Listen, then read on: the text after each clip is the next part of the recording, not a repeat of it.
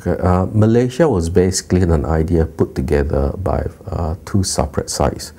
The first side was the British side. If you remember history, after the Second World War, the British came up with a policy called East of Suez policy. In other words, the British wanted to get rid of all their colonies east of the Suez Canal. And in this part of the world, the British basically had a couple of territories which were under the control. One was Malaya, the other was Singapore, Sarawak, Brunei, and Sabah. Now, at that time, the world was very different from the world we had today, which is during that time, we were in a situation of a Cold War. So the British and Americans were very worried about the, what they call the yellow peril, in other words, the march of communism, because at that time, by 1949, you know, China had already fallen to the Communist Party. And the communists were moving rapidly into Indochina, so they were very worried about the communist problem in Southeast Asia. You should also remember that during that time, Indonesia also had a PKI, Party Communist Indonesia, which was also very active. So from the British and the American side, they thought that the best thing to do was to lump all the British territories together and create a single country, which will make it much stronger, easier to stop the spread of communism. The other party in this issue, of course, was Tunku Abdul Rahman. Tunku Abdul Rahman was also very keen to create a federation, partly because when you include Singapore into the Malaya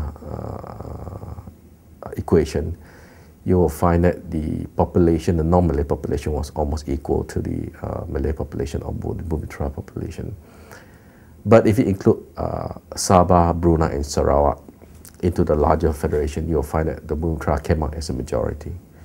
So essentially, Tunku's idea found favor with the British because, as I mentioned earlier, they also wanted a federation of all the ex-British territories. But of course, at the very last minute, Brunei decided to pull out of the federation, primarily because the Brunei Sultan felt that he was higher than the rest of the sultans here in the peninsula.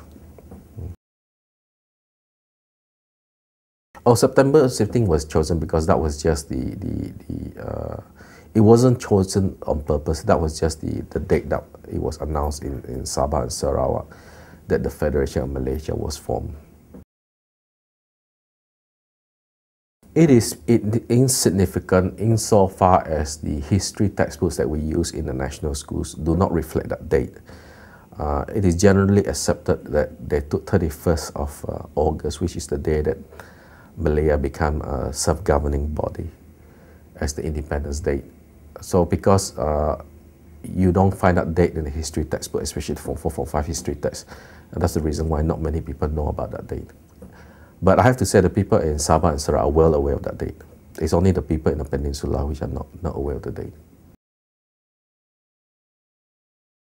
It's not a question of whether the government should promote the date. I think for people of Sabah and Sarawak, basically the central argument is that there are certain facts in history. For example, if you say that what is the actual date of independence for the Malaysian Federation, then the correct date will have to be 16th of September. It cannot be the 31st. Because as I mentioned, the 31st of August is the date when Malaya became independent, not Malaysia Federation. So it's more an issue of historical accuracy than anything else.